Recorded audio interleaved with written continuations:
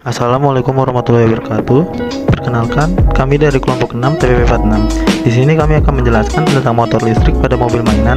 Sebelumnya, perkenalkan, nama saya Zafran Haikal Abdillah, NIM 121251552, dan anggota kelompok kami. Pertama, Ana Aulia Rahmi, NIM 1211577. Yang kedua, Anissa Saharani, 1211571. Yang ketiga, Muhammad Syahdan Ar-Rayyan, 121250153. Yang keempat, Eki Rafia Akbar, NIM 121150150.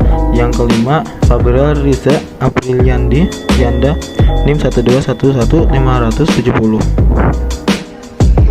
Penemu Cum Lorentz Hendrik Anton Lorentz pada tahun 1853 sampai 1928.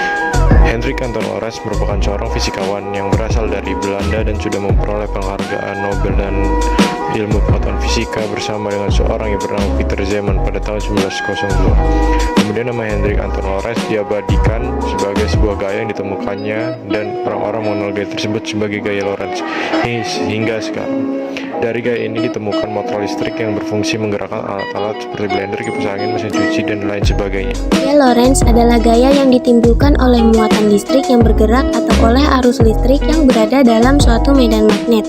Arah gaya ini akan mengikuti arah maju skrup yang diputar dari vektor arah gerak muatan listrik ke arah medan magnet. Gaya Lorentz selalu tegak lurus kecepatan dan medan magnetnya. Berarti gaya tersebut memberikan percepatan tangesial atau tegak lurus arah percepatan pada partikel. Seperti yang diketahui bahwa percepatan tangesial mengubah arah kecepatan sehingga partikel bergerak berputar-putar di dalam medan magnet. Hal ini menyebabkan partikel yang bergerak di dalam medan magnet terperangkap di dalam medan magnetik. Rumus gaya Lorentz dapat dituliskan dengan rumus F sama dengan B kali I kali L.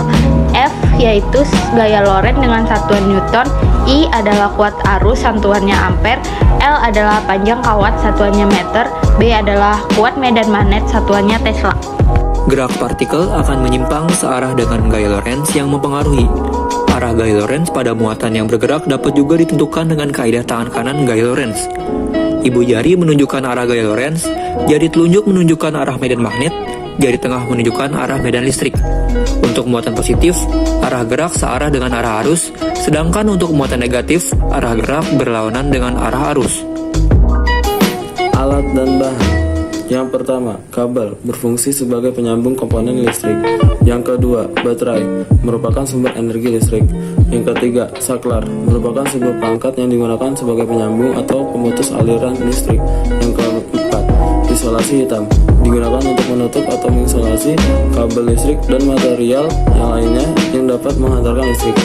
Yang kelima, dinamo merupakan alat yang dapat mengubah energi listrik menjadi energi gerak. Yang keenam, roda berfungsi sebagai media pemindahan daya dari mesin agar kendaraan bisa bergerak. Yang ketujuh, lem atau perekat adalah bahan lengket yang dapat merekatkan dua benda atau lebih.